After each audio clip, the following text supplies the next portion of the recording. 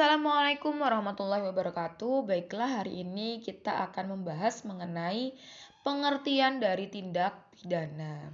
Tindak pidana atau sering juga disebut sebagai delik ya, ataupun perbuatan pidana yang kemudian dalam bahasa Belanda disebut sebagai strafbaarheid. Nah, delik atau tindak pidana ini merupakan perbuatan yang dapat dikenakan hukuman sebab merupakan pelanggaran terhadap undang-undang. Ada dua aliran mengenai tindak pidana ataupun delik, yakni aliran monistik dan aliran dualistik. Aliran monistik ini ya yang dikatakan oleh Prof. Simon bahwa satu perbuatan manusia yang diancam dengan pidana ataupun sanksi yang mana melawan hukum dan dilakukan dengan kesalahan ya, artinya dengan kesengajaan oleh orang yang mampu bertanggung jawab. Nah, perbuatan manusia yang dimaksud dalam aliran monistik ini baik itu berbuat maupun tidak berbuat ataupun membiarkan yang kemudian timbul suatu akibat hukum dari perbuatan tersebut ya. Baik itu perbuatan yang positif ataupun perbuatan yang negatif. Kemudian aliran dualistik ya, Prof. Mulyatno ini yang kemudian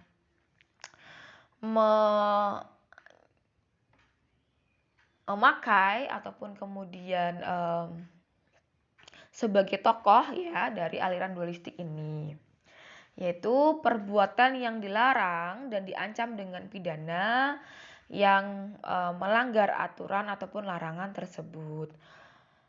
Unsur-unsurnya ada perbuatan manusia, kemudian memenuhi rumusan dalam undang-undang, dan juga bersifat melawan hukum. Pada dasarnya, kedua aliran tersebut, baik dualistik maupun monistik, itu tidak ada perbedaan yang prinsipal. Ya. Jika aliran monistik, ini seseorang yang melakukan tindak pidana sudah bisa dipidana, namun aliran dualistik ini bukan hanya melakukan pidana ya, tapi juga bagaimana kemampuan bertanggung jawab pada manusia ataupun orang tersebut yang berbuat. Nah, jadi harus ada kemampuan bertanggung jawab. Kemudian, bagaimana unsur-unsur dari tindak pidana? Ada unsur objektif dan unsur subjektif. Unsur objektif adalah unsur yang terdapat di luar diri si pelaku, ya, si pembuat ya, yang terdiri atas satu, perbuatan manusia, baik perbuatan pasif atau perbuatan negatif ya, yang berupa perbuatan yang mendiamkan atau membiarkan, maupun perbuatan aktif ya. Kemudian unsur yang kedua adalah akibat dari perbuatan pelaku apa ya. Kalau kemudian pembunuhan berarti akibatnya adalah kematian. Kalau pencurian berarti hilangnya ya, hilangnya barang dari si korban. Kemudian yang ketiga adalah keadaan-keadaan ataupun sirkumstansi yang kemudian melingkupinya. Dan yang terakhir unsur objektif adalah sifat dapat dihukum dan sifat melawan hukumnya satu perbuatan. Kemudian unsur subjektif, yakni unsur yang berada di dalam diri si pelaku. Yang pertama adalah unsur kesengajaan maupun ketidaksengajaan ya, dolus ataupun culpa. Kemudian yang kedua adalah maksud daripada suatu percobaan, ya ini kalau percobaan. Percobaan itu berarti tindak pidana yang tidak selesai. Kalau misalnya pembunuhan, ya ada nih satu perbuatan yang mengarah ke pembunuhan, tapi akibat dari pembunuhan tersebut tidak sampai selesai. Misalnya korban tidak sampai terbunuh ya, hanya luka-luka. Itu adalah percobaan. Kemudian yang ketiga ya, dari unsur subjektif,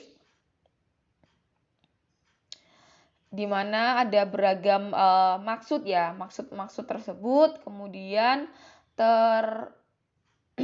tercapai ya, seperti dalam kejahatan pencurian, dalam penipuan, pemerasan, dan sebagainya. Kemudian yang keempat, yakni adanya perencanaan terlebih dahulu. Seperti dalam pidana pembunuhan yang direncanakan ya, pembunuhan terencana ya, pasal 340 KUHP. Kemudian yang kelima adalah perasaan takut seperti terdapat dalam pasal 308 KUHP. Itu tadi adalah unsur-unsur yang berada dalam diri si pelaku. Nah, kemudian bahwa satu aturan hukum ya yang ada dalam undang-undang pidana maupun dalam KUHP begitu harus dirumuskan. Sebab apa? Sebab agar orang mengetahui ya bagaimana hukumnya tentang suatu persoalan. Dan sebenarnya arti penting dari suatu rumusan tindak pidana merupakan adanya kepastian ya, di mana undang-undang pidana itu memang sifatnya ya harus pasti, yakni harus dapat diketahui dengan pasti apa yang dilarang dan apa yang kemudian diperintahkan. Nah, rumusan tindak pidana ini terdapat dalam buku 1 dan buku 2 Kitab Undang-Undang Hukum Pidana. Rumusan tindak pidana, bagaimana cara kemudian merumuskannya?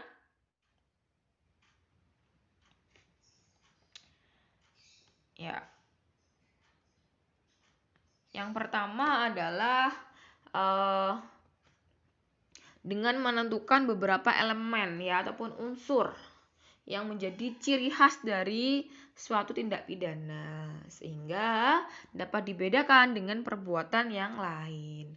Contoh dalam pencurian pasal 362, unsur pokoknya adalah mengambil barang milik orang lain.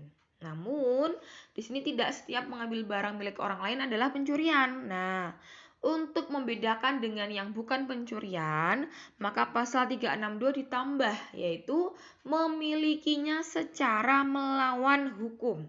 Jadi rumusan dalam pasal 362 itu ada dua unsur ya. Yang pertama mengambil barang milik orang lain, dan yang kedua dengan maksud untuk dimiliki secara melawan hukum. Ya, itu tadi contoh ya. Jadi cara merumuskan ini kalau kemudian kita sederhanakan, itu yang pertama adalah dengan menguraikan atau menyebutkan satu persatu unsur-unsur perbuatan. Kemudian yang kedua, menyebutkan kualifikasi daripada delik tanpa delik itu tindak pidana ya, tanpa menguraikan unsur-unsurnya. Dan yang ketiga adalah menyebutkan unsur-unsur dan kualifikasi dari tindak pidana. Kemudian ada apa saja ya jenis dari tindak pidana? Ada delik kejahatan dan pelanggaran, ada delik formal dan material, kemudian delik dolus dan juga culpa, delik commission, omission dan commissionis per omissionem commissa, kemudian delik aduan dan bukan aduan. Ya, yang pertama tindak pidana ataupun delik kejahatan dan pelanggaran. Nah, kejahatan ini merupakan reh delik ya atau delik hukum dan sedangkan pelanggaran merupakan wet delik atau delik undang-undang.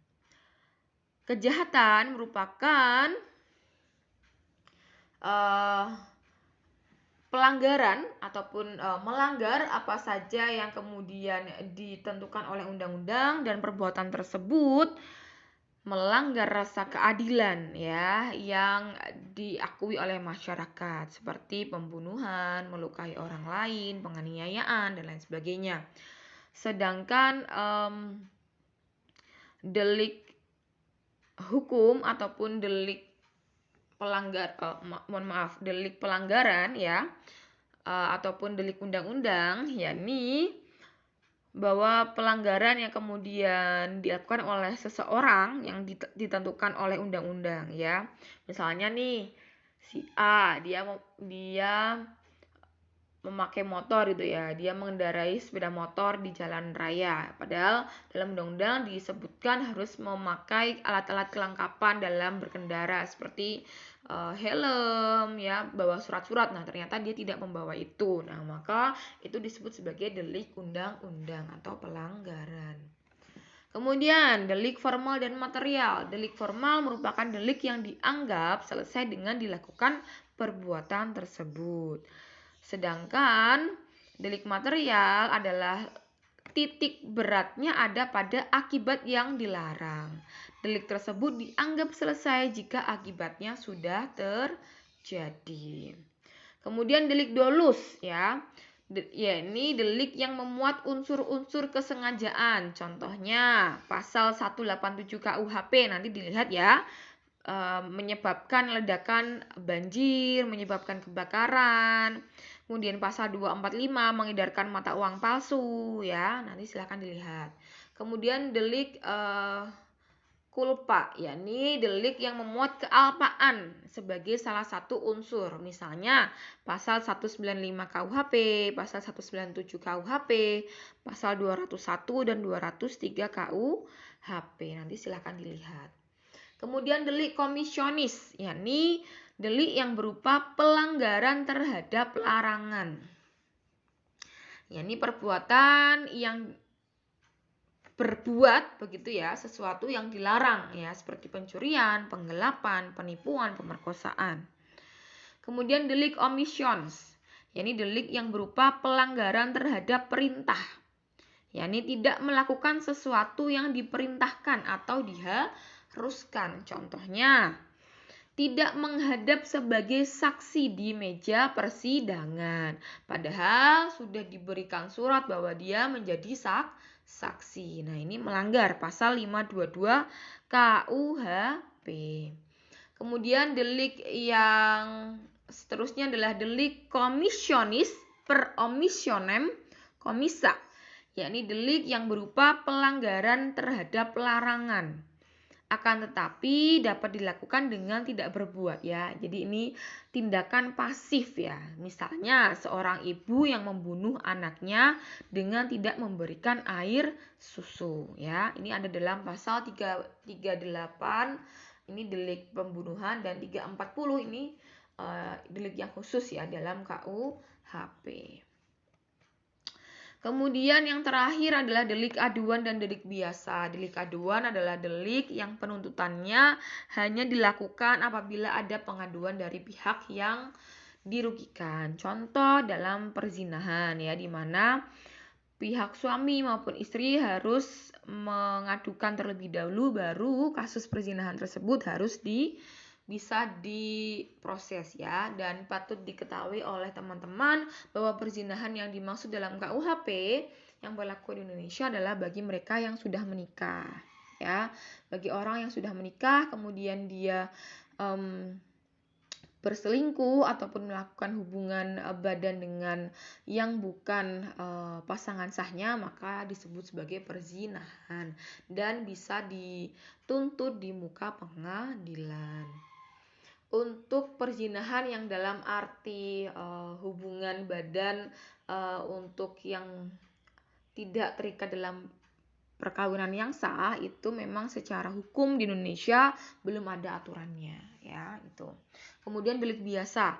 Delik biasa adalah satu perbuatan hukum, pelanggaran hukum yang kemudian dapat dilakukan penuntutan tanpa harus adanya pengaduan ya, seperti contohnya pembunuhan ya, pencurian ya, itu adalah contoh dari delik biasa.